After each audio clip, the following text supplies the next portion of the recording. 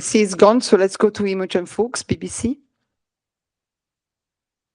Hi, thanks for taking my question. We heard President Trump say yesterday in Scotland that the US was going to set up food distribution centres in Gaza. Have you had any information about what that might be, and or have they been in touch with you? Or are you able to say to the US, actually, the UN is there, we're experienced, we can do it?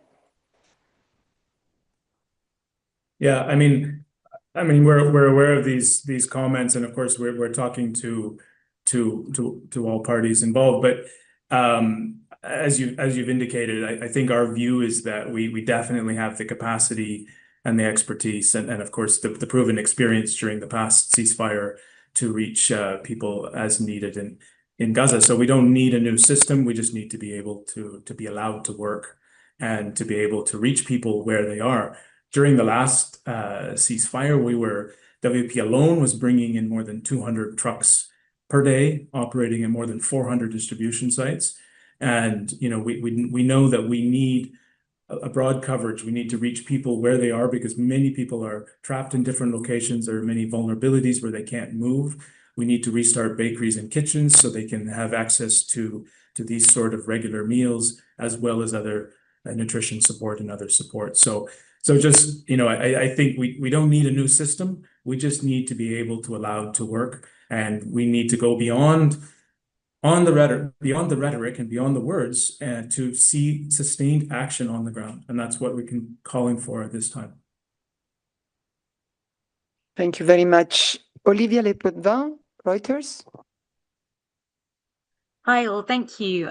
Just my first question is this alert that we've had today from the IPC. What is it actually going to change materially? I can hear you are extremely concerned, but I mean, is your hope that this is going to put immediate action on governments to actually respond to your calls? Because I'm conscious this crisis has been unfolding for months, and we have heard very similar and stark warnings from all agencies, both here on the call and beyond. I also have a question for the World Food Programme, but also other agencies, if they may. Could you just outline what you have actually been able to get in since Sunday? I understand yesterday that the World Food Programme got about 60 trucks in, which is short of the 100 truck target. Are we seeing the same picture today, and why are you not able to get as many trucks in as you would like? Thank you.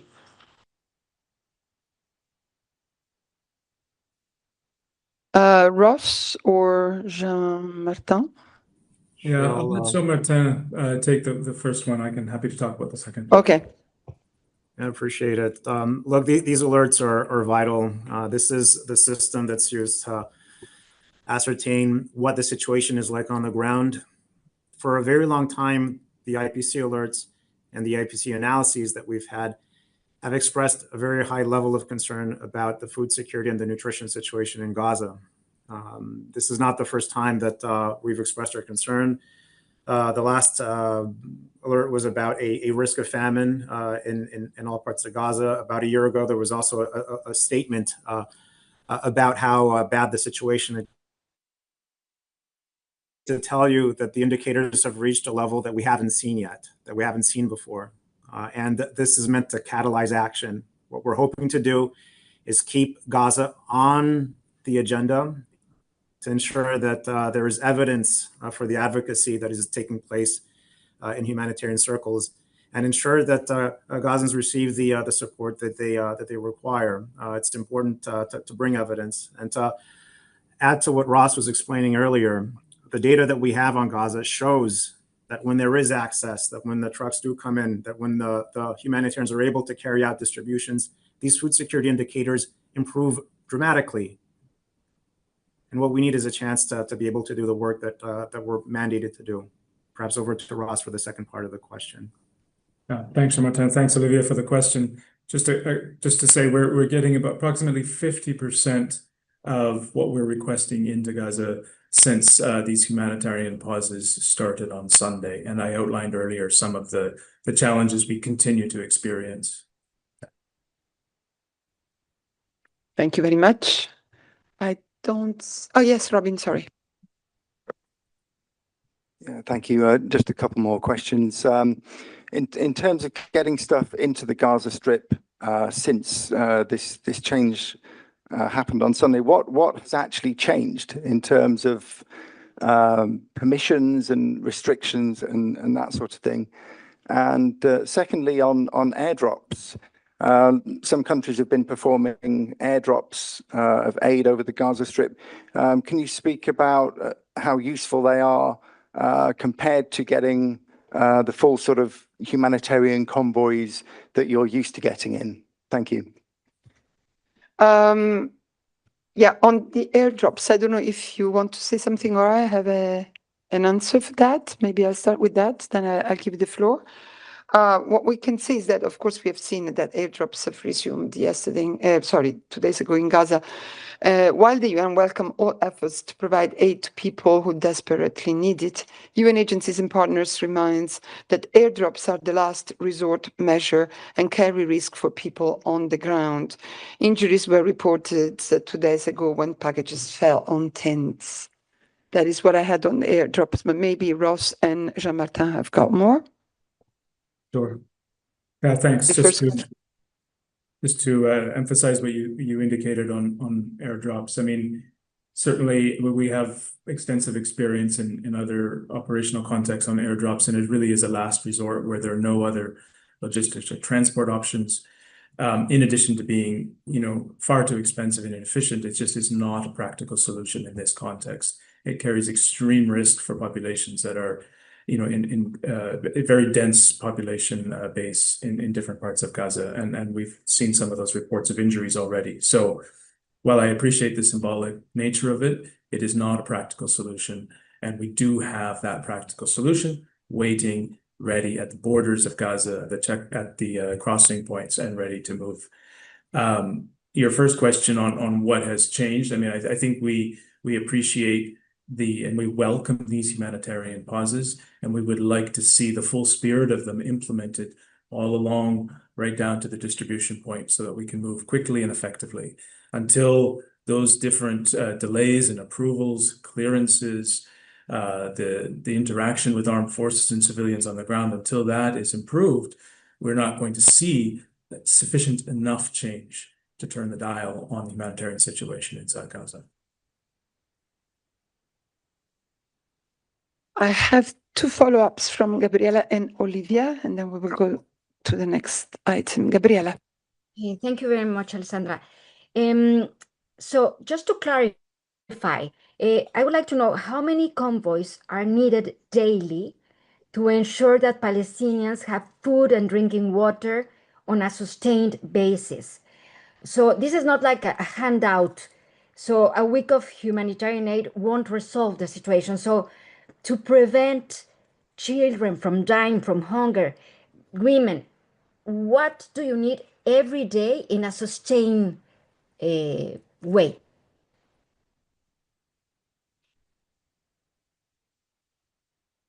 Ross? Yeah, thanks. Yeah, I mean, let me just say the one key figure that is important is, in pre-conflict, we had at least 500 trucks a day moving into Gaza with commercial supplies. And this is what was required to sustain the population, the needs of the population inside Gaza. So we are asking for right now for WFP alone for 100 trucks per day. And that is a very bare minimum of food and nutrition support, but other agencies also have additional requirements on top of that. During the ceasefire earlier this year, we had more than 200 trucks a day alone of WFP supplies and up to 400 per day, including all partners. So that's really what we're looking at, the volume that we're looking at in order to be able to meet the needs of people on the ground. And so if we're at 50% of 100 trucks a day now, we're far, far away from where we need to be. Thank you. Olivia? Thank you so much for coming back to me, and I do really appreciate the granular detail you're able to give us. I did just want to double check. You gave that very helpful detail, Ross, that only about 50% of what you're requesting is getting into Gaza since the humanitarian pauses started on Sunday. So is that around then so far kind of about 50, averaging about 50 trucks getting in. That's kind of part one of the question. And then I just wanted to check in with you in terms of if levels do stay like this and you're only able to get about half in of what you're hoping for, what does that mean in real terms for trying to tackle now what is famine-like conditions? Does this mean that your plans to reopen bakeries and provide hot meals for people via community kitchens, which I know you've said is vital, does that mean those plans might not be able to go ahead this week, given that you're only getting half the amount in? Thank you.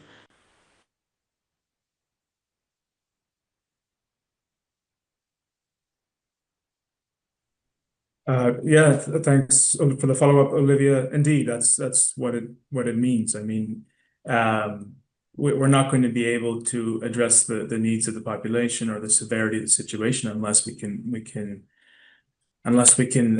move in the volume that we need of humanitarian supplies. I think it's a very simple equation.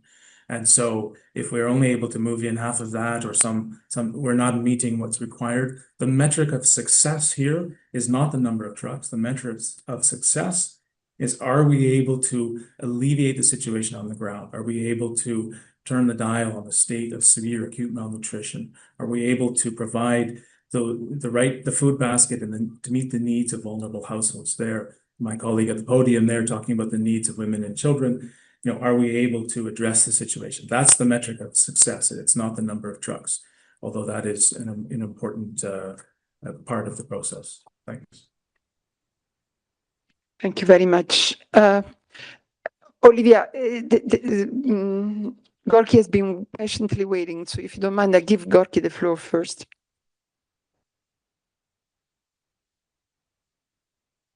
Gorky, vous avez la parole, mais il faut enlever il faut unmute.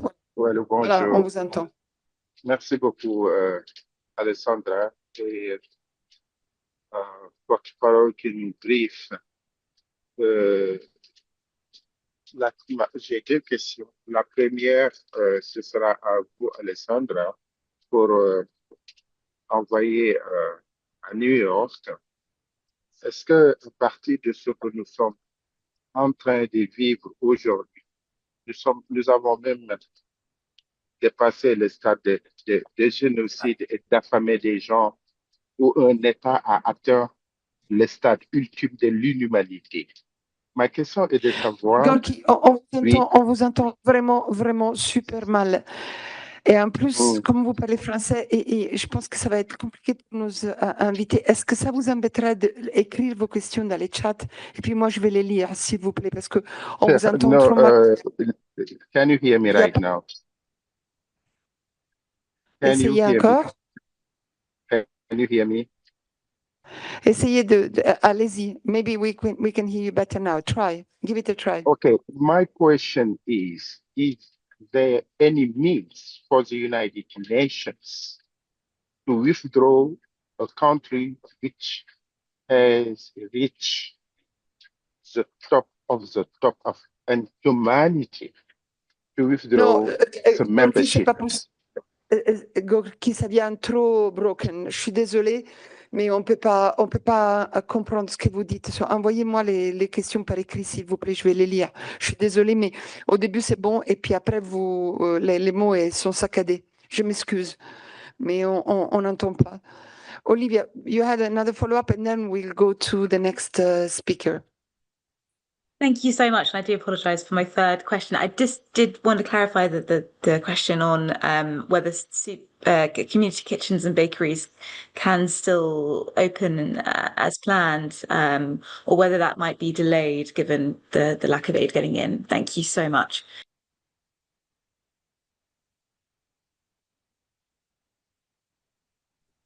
Thank you, Olivia. We don't yet have sufficient stocks nor permission to open those bakeries and kitchens, and we are asking for that. Merci beaucoup. Thank you very much. So I'd like to, do you want to add anything, Sophia, before we close the subject? Your mic.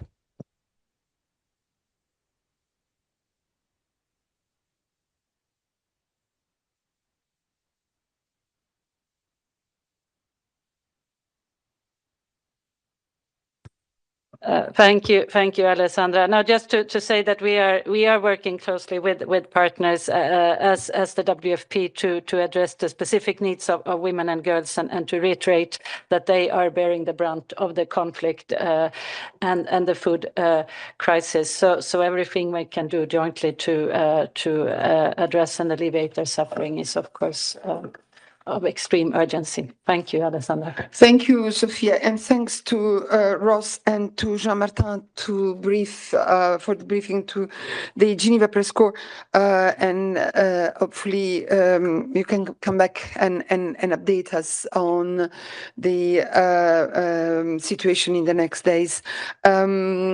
Thanks, and thanks, Sophia. Let me now go with UNEP to the next item on our list.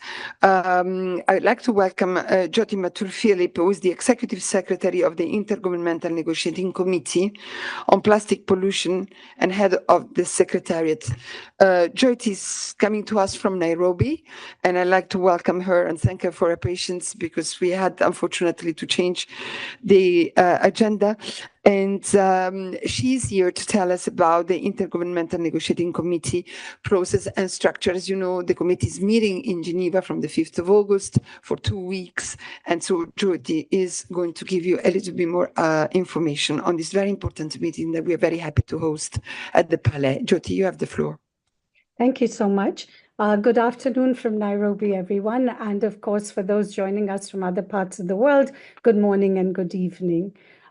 Today, I wish to provide you with background on the INC process, highlight a few key milestones, and then outline the structure of the second part of the 5th session, INC 5.2 for short, which will be held from Tuesday, 5th of August, through Thursday, 14th of August at the Palais des Nations, as Alessandra just said. We are at this moment because in 2022, at the UN Environment Assembly, member states adopted a resolution called 514, which convened the Intergovernmental Negotiating Committee to develop an international legally binding instrument on plastic pollution, including in the marine environment. The resolution's mandate calls for a comprehensive approach that addresses the life cycle of plastic, including its production, design, and disposal. Pursuant to the resolution, the INC began its work in 2022, and it has been a very busy time since then. 5 negotiation sessions have already taken place. The first INC 1 took place in Uruguay in November 2022. 2 more followed in 2023 in France and Kenya. In April 2024, we convened again in Canada. And most recently, INC 5.1, the first part of the 5th session, was held in Busan, Republic of Korea, at the end of last year. At the end of INC 5.1, the committee adjourned and agreed to resume for a second session for the second part, INC 5.2, now before us, under the leadership of the chair of the committee, Ambassador Luis Valles Valdivieso of Ecuador. Before adjourning, the committee also agreed that the chair's text, which was released on 1st of December and available on the INC website, would serve as the starting point for negotiations. In the lead up to INC 5.2, the chair of the INC has convened informal in-person and online heads of delegation meetings, which provided important opportunities for members to engage ahead of the resumed session. Also, the INC Secretariat facilitated opportunities for the members to conduct informal discussions to advance consultations with a series of regional consultations held in June and July across all UN regions. The last of these consultations will be by the Group of Eastern European States on 3rd of August in Geneva. We are all aware of the severity of the plastic pollution crisis. In 2024 alone, humanity was projected to consume over 500 million tons of plastic in 2024 alone. Of this, 399 million tons will become waste. Plastic leakage into the environment is predicted to grow 50% by 2040. The cost of damages from plastic pollution could rise as high as a cumulative $281 trillion between 2016 and 2040. And health risks from plastic pollution are becoming clearer, especially due to microplastics. It is easy to do the math.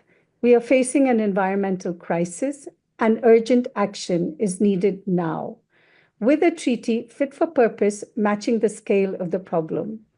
And this is not just an environmental crisis, it is a crisis for communities, economies, and future generations, and it spans across multiple sectors. As we look ahead to INC 5.2, this is a member-led process, with the committee consisting of all UN members, plus members of UN specialized agencies. Their delegations will convene on Tuesday, 5th August, alongside participants from accredited observer organizations for the opening plenary at 10 a.m. in the Assembly Hall, chaired by the chair of the committee. Meanwhile, the work will have already begun at the Palais before Tuesday, the 5th. Regional consultations will take place on Monday, the 4th, as will an in-person conversation with observers, where I will join the UN Environment Programme Executive Director, Ms. Inger Anderson, and the INC Chair, Ambassador Luis Valles Valdivieso. This conversation with representatives from observer organizations will be recorded and available on the INC website soon after your viewing. In addition, the session's host country, Switzerland, will host a multi-stakeholder forum on Tuesday in the afternoon, on Monday in the afternoon on the same venue on 4th of August. We are expecting our highest level of participation at this resumed session, with approved registrations from over 1,400 delegates, representing 179 members of the committee and more than 1,900 participants from 600 observer organizations, including NGOs, IGOs, and UN entities. The expectation for this INC 5.2 is to conclude negotiations and approve the text of the instrument. If you have not done so already, I encourage you to review the Chair's INC 5.2 scenario note on the website, which outlines the organization of work, procedural arrangements, and approach for the committee to optimize the precious 10 days available for finalizing and approving the text of the instrument. The negotiation work of the committee will take place in closed contact groups throughout the week, alongside the regular plenary sessions, which is the committee's formal decision-making body. All plenary sessions will be live streamed on UN Web TV, and the session's live daily schedule will be available on the INC website and through an app. Most importantly, a key document that should be on your radar, if it isn't already, is the Chair's text, as mentioned earlier. This text is a 22-page document with 32 draft articles that provides a structure for shaping the future instrument and will serve as a starting point for negotiations at this session. It builds on all the work that took place over the previous sessions of the INC, with the understanding that as the negotiations continue, nothing is agreed until everything is agreed.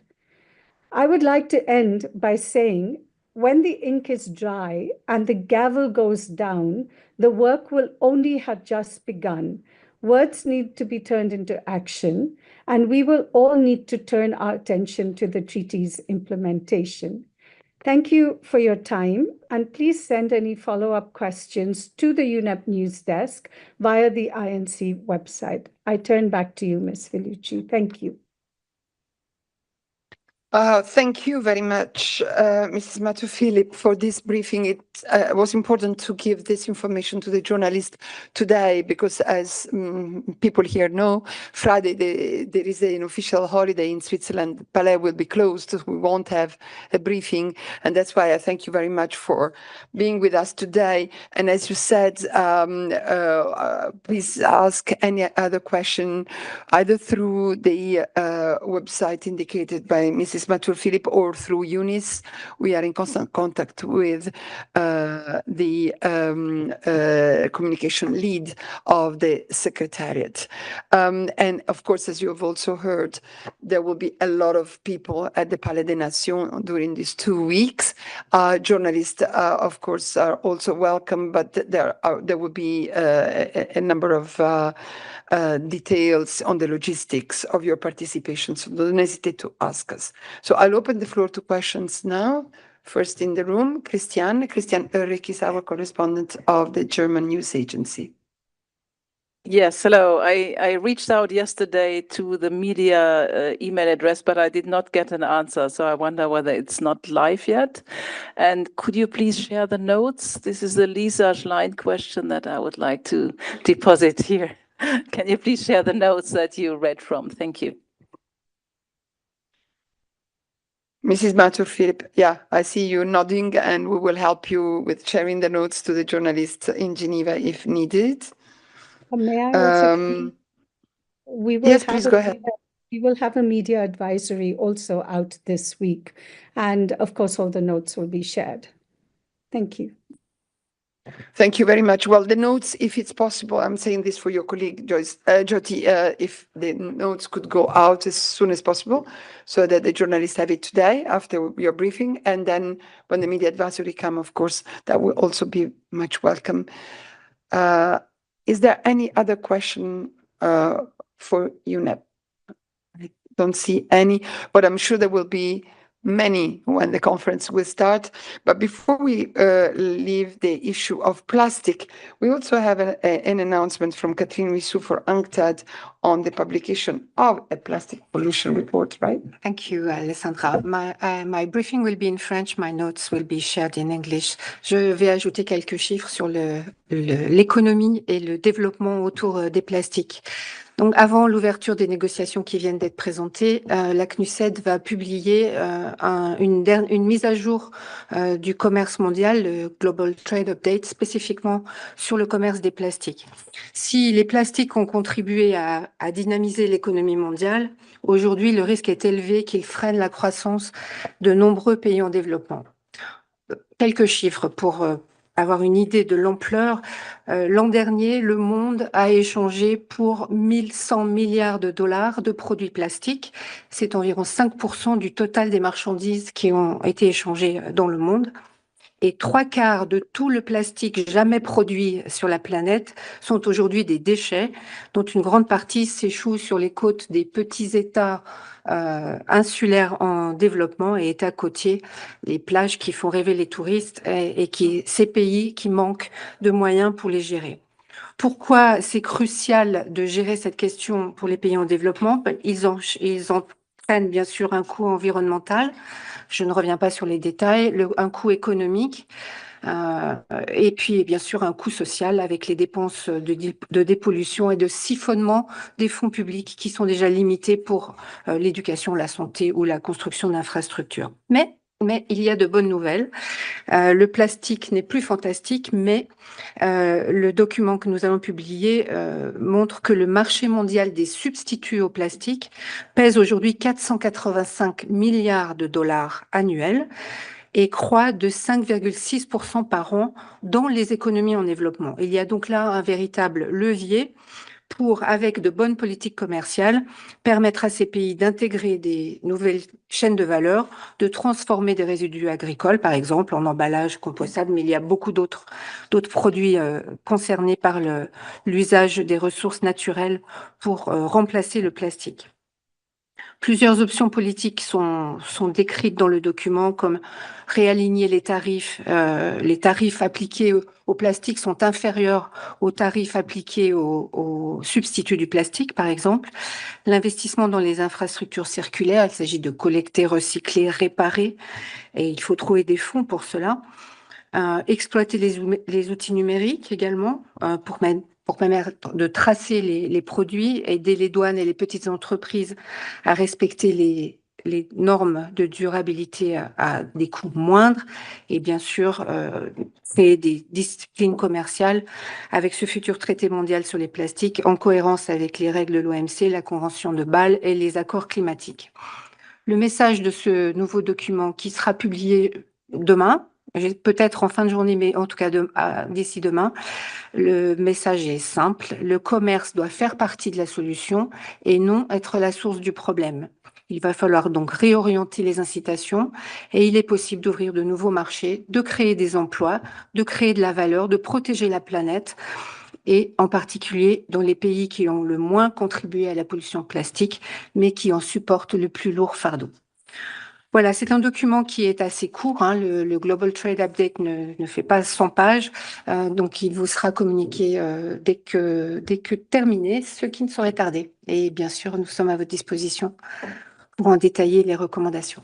Merci. Merci beaucoup, Catherine. Ça sera une bonne introduction à la négociation qui va commencer à Genève en début du mois d'août. Et pour ceux qui ne sont pas connectés et qui sont dans la salle, les Media Queries email address for the negotiating committee is unep-inkplastic.media@un.org. We will send it to you. There will be also the indication in the media advisory. And now, thank you very much, Catherine. We come to our last, but definitely not least speaker, who's Claire Nulis for WMO. And I'll ask Rolando to replace me on the podium as I have to rush to another meeting. Claire, welcome. You're also, of course, speaking about weather and climate extremes. It's not plastic, but it sort of, it all relates to it. So I'll give you the floor and let Rolando take my place on the podium. Thank you very much. Yes, thanks, Alessandra. Yes, it all relates to the environment and our wonderful planet. Yes, good morning, everybody.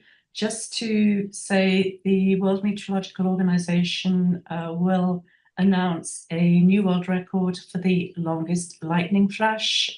We will do this on Thursday, the 31st of July. We've sent out the embargoed press release. It is available in all languages, so if you do need it in one of the other languages and you haven't received it, please just let me know. The new world, and in addition, if you need embargoed interviews, please contact me. I can set them up. And we only received it after we sent out the press release, but we've just received some really, really great visuals from one of the experts who was involved in establishing this new world record. It's got satellite imagery and other really good visual content. So again, please, if you need that, just send me a quick email and I will send it to you. The world record, which we will be announcing, it was established by a team of experts from the WMO Archive of Weather and Climate Extremes. This maintains official records of world, hemispheric and regional extremes on things like temperature, pressure, rainfall, hail, wind, and lightning, as well as tropical cyclones.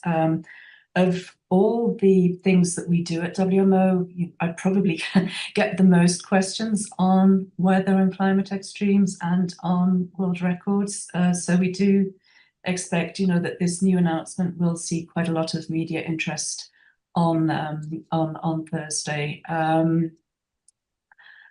As we know from looking out of our windows, lightning is a source of wonder, but it's also a major, major hazard which claims many lives around the world.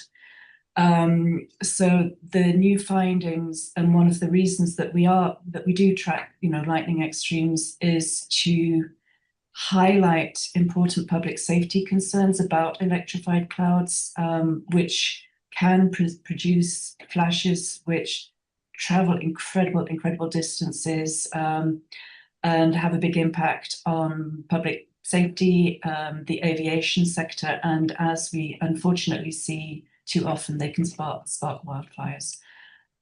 That's all from me. As I said, if you need, we're not having a press conference because our main rapporteur, he's actually based at the University of Arizona. But as I said, I'm more than happy to set up interviews for you. Thank you.